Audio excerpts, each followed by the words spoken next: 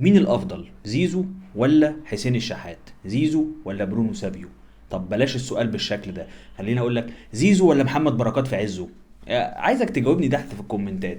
والحاجة التانية اللي انا هتكلم فيها معاك في الفيديو ده برضه هي ليه علاقة بالإدارة. ومعلش بس انا شايف ان الاعلام وإدارة النادي الاهلي بيتكلموا على ان الجمهور بيهاجم الإدارة، وفي نفس الوقت دي حاجة مش محبذة خالص، او دي حاجة مش منطقية بالنسبة لهم. فمعلش انا ليه ما اقدرش انتقد الناس؟ برضه دي نقطة انا محتاج ان انا اتكلم فيها، ومحتاج اتكلم في نقطة اشمل ليها علاقة بجمهور النادي الاهلي، وليه علاقه بعلاقه جمهور الاهلي والزمالك برضو، علشان الحته بتاعت زيزو دي عملت قلق النهارده. فيا سيدي انا احمد ياسر، ده برنامج جول مشترك، بتكلم عن زيزو، بتكلم عن الزمالك، بتكلم على ان في فرق ما بين كواليتي اللعيبه بتاعت الزمالك والكواليتي اللعيبه بتاعت النادي الاهلي. وخليني اقول لك كده ببساطه، يعني انا امبارح اتفرجت على ماتش الاهلي وماتش الزمالك والاسماعيلي. وماتش الزمالك والاسماعيلي طبعا ناس كتير هتتكلم اصل ميدو مفوت، اصل مش عارف ايه. هو معلش يا جماعه الزمالك برضو، يعني خلينا نتكلم كده، يعني ان الاسماعيلي الفتره اللي فاتت مش في افضل حالاته، وبيخسر كل الماتشات اللي فاتت، يمكن بيكسب ماتش او تعادل حاجه زي كده يعني.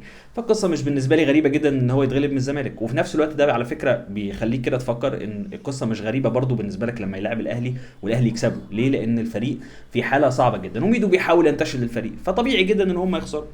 ولكن اللي مش طبيعي اللي انت شفته في المباراه، ان الماتشين، لو انت شفت الحلقه اللي فاتت اللي كنت بتكلم فيها عن الاهلي والنادي الاهلي، ان اللعيبه بتاعته في حته كده مش كويسه في الفتره الاخيره، وكمان الزمالك ملطوط معاه. لا انا اسف، انا اقدر اغير كلامي دلوقتي. ليه اقدر اغير كلامي دلوقتي؟ لان الفريق في الماتشين اللي قبل ماتش الاسماعيلي كان فريق تاني خالص غير عن الفريق اللي موجود في ماتش الاسماعيلي. وغير كده كمان ان انت من وجهه نظري ان في لعيبه جوه الملعب بتفرق جدا مع نادي الزمالك. لو الفريق كله وحش، في مجموعه من اللعيبه، اتنين او تلات لعيبه بيدوا لك فارق. ليه؟ لان هم عندهم بعض من المهارات الفرديه، زي زيزو، زي فتوح، زي امام عاشور. اللعيبه دي بتقدر تصنع لك الفارق. وطبعا يوسف اسامه نبيه. يوسف اسامه نبيه، سيبك من الحوار اللي هو عمله امبارح، فانا ماليش دعوه باللي هو بيقوله، وماليش دعوه على فكره باللي بتقوله اداره الزمالك برضو عامه، او المشاكل اللي موجوده معانا مع اداره الزمالك، كل الكلام ده بره. ولكن يوسف اسامه نبيه في الماتش امبارح بتاع الاسماعيلي عمل كوره جون. بيقول لك اهو ده الكواليتي اللي انا بكلمك فيه، ان الكره تيجي فيرست تايم احطها في الجون، ان الكره تيجي فيرست تايم انا مش محتاج اقف وادور والف حوالين نفسي علشان احط الكره في الجون. وبنتكلم على لعيب صغير في السن، لعيب يعتبر من الناشئين يعني، وطالع من الناشئين بتاعه الزمالك، فلعيب مفيد جدا ولعيب قوي جدا وبيعمل لك الفارق. وفي اخر ثلاث ماتشات كنت بتكلم انا على الخناقه اللي حصلت ما بينه وما بين عبد الله جمعه، بقول لعبد الله جمعه انت عملت احلى خناقه ممكن يستفيد بيها نادي الزمالك، لان الولد نفسيا تحول 180 درجه، وبقت الشراسه والقوه وفكره اثبات الذات عنده بقت عاليه جدا، والتركيز بقى عالي جدا عشان يقدر يثبت ذاته. فيوسف اسامه نبيه امبارح والماتشات اللي فاتت من وجهه نظري هو لعيب مهم جدا جدا جدا بالنسبه لنادي الزمالك، ولعيب محتاج تشوفه شويه الفتره الجايه في منتخب مصر، ومحتاج ياخد اكتر مع المنتخب علشان ياخد خبرات اكتر ويبقى مفيد اكتر لمنتخب مصر. طيب زيزو بقى، تعال نبص للسنتين اللي فاتوا. هل تنكر في السنتين اللي فاتوا ان زيزو ذات نفسه مش هو افضل لعيب في الدوري في السنتين اللي فاتوا؟ ان زيزو ذات نفسه، بلاش يا سيدي ان هو افضل لعيب، ان هو اعلى كواليتي موجوده في الوقت الحالي في الدوري المصري. يعني مفيش لعيب من وجهه نظري في امكانيات احمد زيزو، يعني زيزو في مكان تاني خالص من وجهه نظري. زي ما بيقول كده الكابتن سيف زي يقول لك في مكان تاني خالص كان الشناوي، لا انا بقول لك زيزو في مكان تاني. ليه في مكان تاني؟ سيبك من عدد الاهداف اللي هو بيحرزها، اللي انت هتيجي تقول لي هو بيعمل ايه في افريقيا، هو بيعمل ايه مش عارف ايه. انا عارف ان في ناس كتير قوي كانت بتتكلم على البوست بتاع الاحصاءات بتاع الصبح، انا مش معترض والله يا جماعه، كلكم حبايبي وعلى راسي من فوق، سواء اهلاويه او زملكاويه، بس خلينا نتكلم بالمنطق. هل انت عندك النهارده الوينجات بتاعه النادي الاهلي فيها لعيب يمثل القيمه بتاعه زيزو؟ هل في لعيب تاني في الدوري يقدر يلعب على الاطراف ويلعب في الوسط وفي العمق ويلعب كمان مهاجم زي زيزو؟ هل في لعيب تاني موجود؟ قول لي تحت من وجهه نظرك والله بكل بساطه. خلينا كده نحط لعيبه او اسامي اللعيبه اللي ممكن نتكلم عليها. يعني لو هتتكلم مثلا في الاهلي على الشحات او عبد القادر، عبد القادر لعيب مهاري ولكن ما بيعملش نص اللي بيعمله زيزو. الشحات لعيب مش وحش بس ما بيعملش برضه نص اللي بيعمله زيزو. هتبص مين برونو سافيو لعيب كويس جدا وهايل جدا، لسه ما دخلش جوه الفرقه بشكل كبير قوي، بس ما بيعملش نص اللي بيعمله زيزو. فما تجيش النهارده تكلمني بعد الجولات اللي فاتت في الدوري دي واقوم اسالك انا واقول لك احسن لعيب من وجهه نظري انا في مصر ان هو يكون زيزو، تقول لي لا والله الكلام اللي انت بتقوله ده كلام مش منطقي. لا كلام منطقي جدا. ليه؟ الارقام بتقول كده، الشكل في الملعب بيقول كده، المهاره بتقول كده، الاهداف اللي بيسجلها سواء من ضربات جزاء او من غير ضربات جزاء بتقول كده. يا جماعه ده في خناقه شهيره جدا ما بين كريستيانو رونالدو وميسي على سبب الاهداف اللي هو بيسجلها، مين سجل اكتر اهداف بسبب ضربات الجزاء. الموضوع ده مش هو ده اللي بيقيم اللعيب. على فكره ضربات الجزاء دي مش حاجه سهله انك تشوطها انك تجيب ضربه جزاء، لا الموضوع صعب برضه يعني، سواء بالنسبه لمعلول ان هو بيحرزها كل مره، فدي مهاره متميزه جدا موجوده عند علي معلول، او عند زيزو نفس الكلام. فانا شايف ان فكره ان انت تكون لعيب بتعرف تشوط ضربات جزاء دي بلس، مش حاجه ان انت تقول عليها لا والله سنتك وانا كلها ضربات جزاء. يا عم طيب ماشي يا عم، خد كل ضربات الجزاء ديت وشوطهم انت، شوف هتجيب منهم كام واحده. ده غير ان من وجهه نظري الورك ريت او المجهود اللي بيبذله زيزو في ان هو يشد الفرقه بتاعته وان هو يحطها قدام الجون، حتى الجون اللي كان جايبه اسامه نبيه، اللي انا كنت يوسف اسامه نبيه اللي كنت بتكلم عليه من شويه، زيزو عمله بشكل رائع. الكره العرضيه اللي لعبها زيزو دي، ممكن تقول لي كده في الاهلي مين بيلعب نفس الطريقه دي يقدر يلعب بنفس الطريقه الكره العرضيه دي؟ يمكن ما فيش غير معلول، ومعلول باك كمان حتى، يعني ممكن شويه كريم فؤاد، ولكن ما انا ما بشوفش في النادي الاهلي في حد اصلا بيعرف يرفع كره عرضيه، وما بشوفش حد اصلا بيعرف يستقبلها، رغم انه وعندنا 4 مهاجمين المفروض في 3 منهم بيعرفوا يلعبوا براسهم. خلينا نكون منطقيين جدا يا جماعه ونتكلم بالراحه، ان عادي جدا الفريق المنافس يكون عنده لعيب احسن من اللعيبه اللي عندك، عادي بتحصل، ده طبيعي يعني. احنا قعدنا سنين طويله على فكره عندنا احسن لعيبه في مصر، وفي كونسبت انا ماشي بيه يعني. انا واحد من جمهور الاهلي، بس انا ممكن اكون مختلف في حاجه معينه، ان انا ما بحبش اتفه من المنافسين بتوعي. يعني الاهلي دايما او جمهور الاهلي دايما بيفكر ان هو رقم واحد وعايز يفضل رقم واحد، وكل اللي تحت ما مش موجودين، ولكن انا بستمتع اكتر لما يكون المنافس بتاعي اقوى، فبالتالي لما اكسبه انا كده بحقق انجاز. ففكره انك تتفه من المنافس بتاعك، انت بتقلل من البطوله كلها، ان انت بتقول البطوله دي بطوله تعبانه وانت كده خدتها من فرق كلها تعبانه. ولكن لو المنافس بتاعك منافس قوي وخدت منه كل البطولات، دي بتبقى حاجه قويه جدا، ودي بتبقى حاجه مميزه جدا.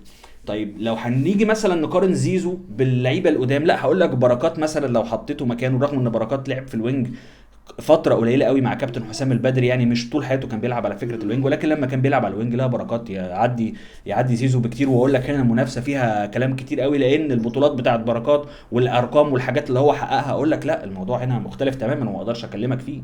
ولكن النهارده لما هنيجي نقارن الشحات بزيزو اداء في الملعب، لا مفيش تقارب خالص. هتيجي تقارن عبد القادر بزيزو، لا بعيد برضو شويه. سافيو لسه ستيل لحد دلوقتي ما شفناش منه ال 100% اللي يقدر يطلعه علشان تقدر تتكلم عليه، لو هو كمان انت بتعتبره طرف. فقول لي كده من وجهة نظرك، يعني هو يمكن لو كهربا رجع القصص تختلف يعني. بس هنا انا هنتقل بقى للقصه بتاعت الاداره والمشاكل اللي موجوده ما بين الجمهور وما بين اداره النادي الاهلي. انا بقالي يومين بصراحه بتفرج على فيديوهات، وسمعت المهندس عادل القيعي بيتكلم ان الهجوم على الاداره هجوم ممنهج، وسمعت الكابتن احمد شوبير ان الهجوم على الاداره هجوم مش منطقي في الاعلام. فانا شايف ان الاعلام عامه او الاداره ذات نفسها متضايقه من فكره هجوم الجمهور على الاداره. طيب خليني اقول بس حاجه مهمه قوي كده، اداره كابتن محمود الخطيب لها ما لها وعليها ما عليها، فيها مشاكل كتيره حصلت منها وفي حاجات كويسه حصلت منها. على سبيل المثال احنا عندنا 2 افريقيا ورحنا 3 كاس عالم انديه ورا بعض، وكان افريقيا الثالثه كانت على الابواب يعني، ولكن لولا الظروف اللي حصلت والنظام اللي حصل والمشكله والجواب اللي اختفى والقصص اللي اتلعبت من المغرب، فكان ممكن يبقى الموضوع فيه شكل مختلف. ولكن ده كان رزق الرجراجي بصراحه علشان ياخد البطوله ويروح مع المغرب ويعمل حاجه كويسه.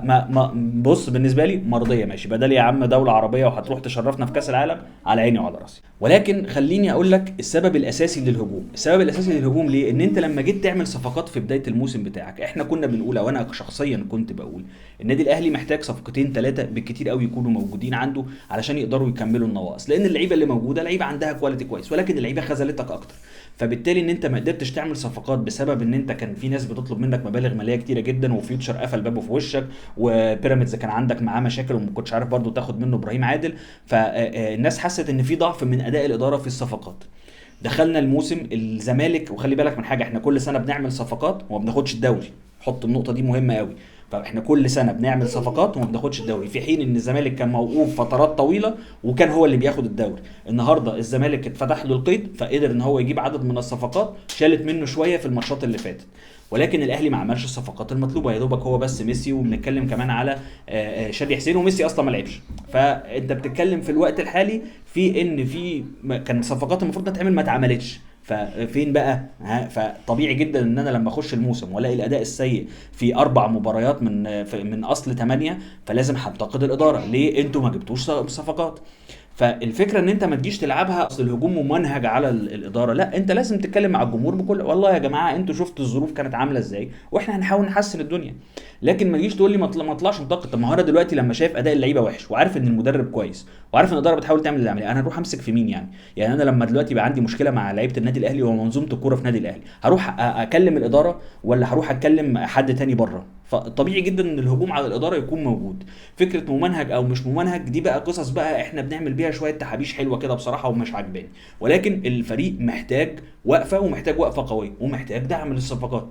على فكره مش احنا اللي بنقول الكلام ده، مش احنا كجمهور اللي بنقول الكلام ده، المدرب ذات نفسه بيقول ان هو عنده نواقص وطلب من الاداره 5 مراكز.